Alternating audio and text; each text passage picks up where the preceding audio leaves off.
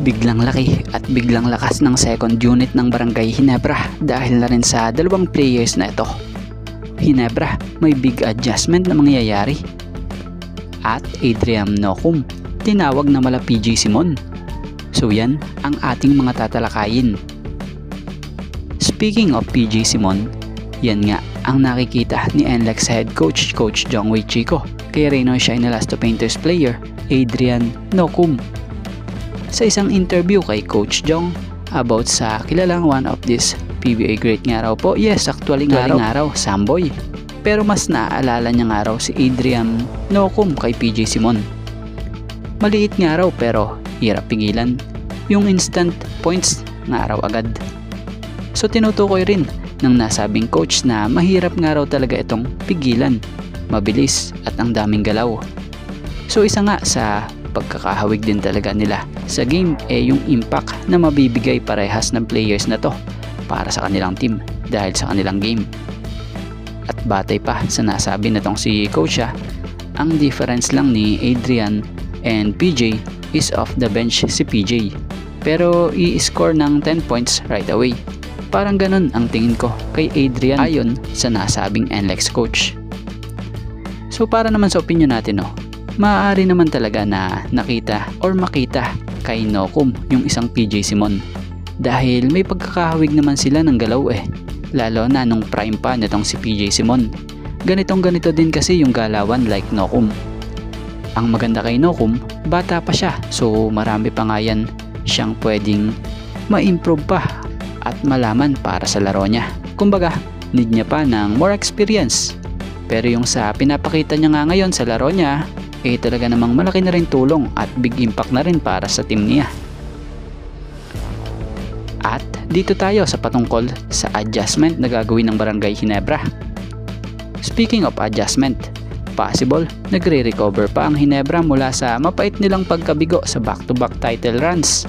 Pero ngayong tuluyang sasalang na muli sila sa another campaign ng kanilang team for 49 season ng PBA Philippine Cup, napabalita ngang magkakaroon ang Barangay Ginebra ng adjustment talaga. Lalo't hindi nila makakasama itong si Justin Brownlee. So ang Ginebra talagang magkakaroon di umano raw ng teamwork at team effort para magtulong-tulong. Kumbaga, kung dati kay Justin Brownlee sila kumakapit pag kinakailangan, ngayon kakailanganin nila magtiwala rin talaga sa bawat isa. Ika nga ng team captain ng Ginebra na si Scotty, maraming malakas, especially SMB and of course nga raw yung TNT. So sa tingin nga raw niya 50-50 chance for us. Actually na nga raw lahat naman nga raw ng team 50-50 sa All Filipino.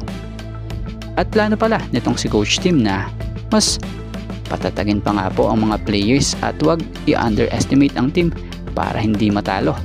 So nais pa lang, maaga pa lang makakuha na ng maraming panalo ang Ginebra para pagdating sa playoffs makuha nila yung bonus bilang twice to beat pagdating sa quarterfinals.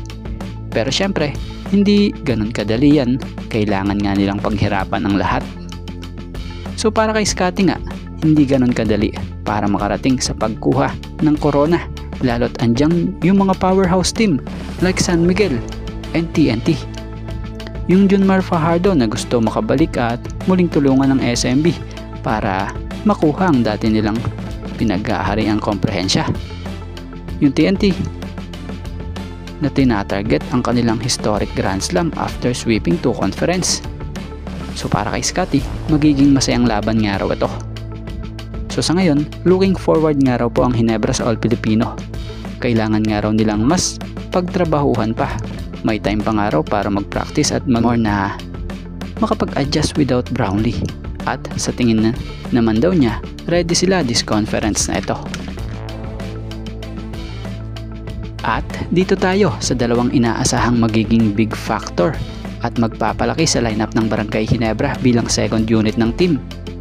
So masusubukan nga po ngayong All Filipino lineup etong Barangay Ginebra. Marahil isa sa inaabangan sa kanila ngayon yung magiging starters ng player ng Barangay Ginebra, kung sino ang mapapasama or mapapasali sa first 5 nila.